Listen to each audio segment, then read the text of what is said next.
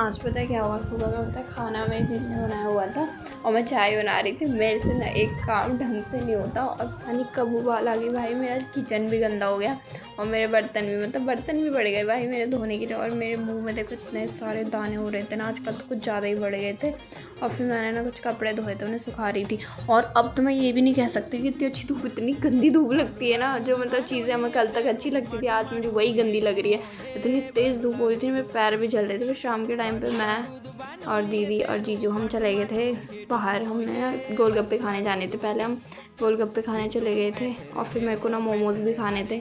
इसको गोलगप्पे खाने थे, मेरे को मोमोज़ खाने थे, इसलिए हम दोनों जगह गए थे। पहले हमने गोलगप्पे खाए और फिर हम चले गए थे मोमोज़ खाने। आजकल ना मेरी दीदी को मोमोज़ बिल्कुल पसंद नहीं, पता नहीं क्यों मोमोज़ नहीं खा रही है आजकल। और इसको गोलगप्पे बहुत पसंद है और मेरे को मोमोज़।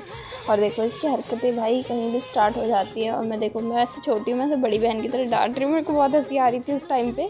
और फिर हम मोमोज़ खाने गए, हम दोनों के फेवरेट है, मेरे जीजू को भी बहुत अच्छा लगता है मोमोज़।